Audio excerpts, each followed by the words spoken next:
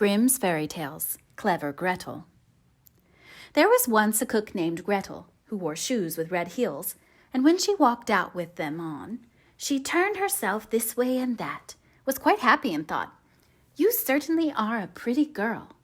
And when she came home, she drank in her gladness of heart a draught of wine.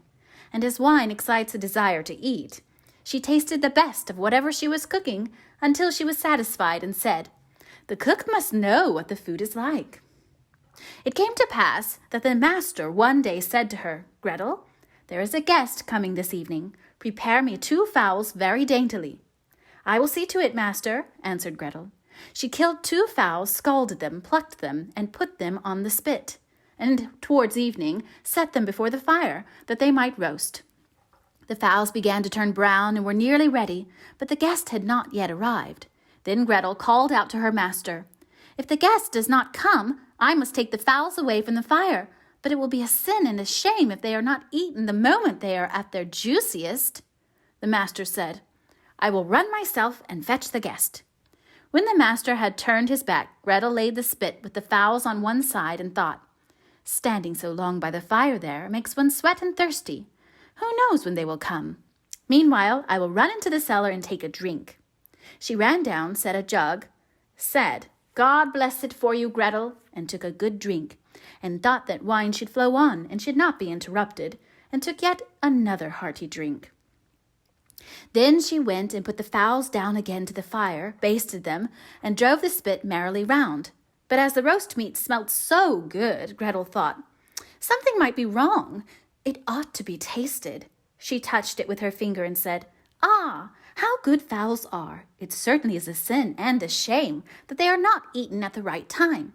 She ran to the window to see if the master was not coming with his guest, but she saw no one, and went back to the fowls and thought, "One of the wings is burning. I had better take it off and eat it." So she cut it off, ate it, and enjoyed it. And when she had done, she thought, "The other must go down too, or else the master will observe that something is missing." When the 2 wings were eaten, she went and looked for her master and did not see him. It suddenly occurred to her, "Who knows? They are perhaps not coming at all, and have turned into somewhere." Then she said, "Well, Gretel, enjoy yourself. 1 fowl has been cut in 2. Take another drink and eat it up entirely. When it is eaten, you will have some peace. Why should God's good gifts be spoilt?" So she ran into the cellar again, took an enormous drink, and ate up the 1 chicken in one great glee. When one of the chickens was swallowed down, and still her master did not come, Gretel looked at the other and said, "What one is, the other should be likewise. The 2 go together, and what's right for one is right for the other. I think if I were to take another draught, it would do me no harm." So she took another hearty drink and let the 2nd chicken follow the first. While she was making the most of it, her master came and cried, "Hurry up, Gretel, the guest is coming directly after me." "Yes, sir, I will soon serve up," answered Gretel.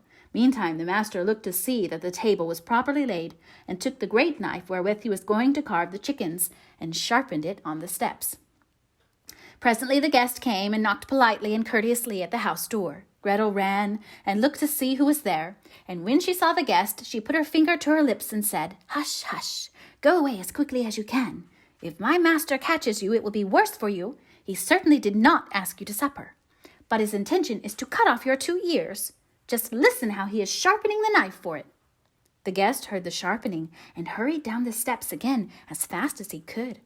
Gretel was not idle. She ran screaming to her master and cried, "You have invited a fine guest." "Why, Gretel, what do you mean by that?" "Yes," said she, "he has taken the chickens, which I was just going to serve up, off the dish, and has run away with them." "That's a nice trick," said her master, and lamented the fine chickens. "If he had but left me 1, so that something remained for me to eat." He called to him to stop, but the guest pretended not to hear. Then he ran after him with the knife still in his hand, crying, "Just 1, just 1," meaning that the guest should leave him just 1 chicken and not take both.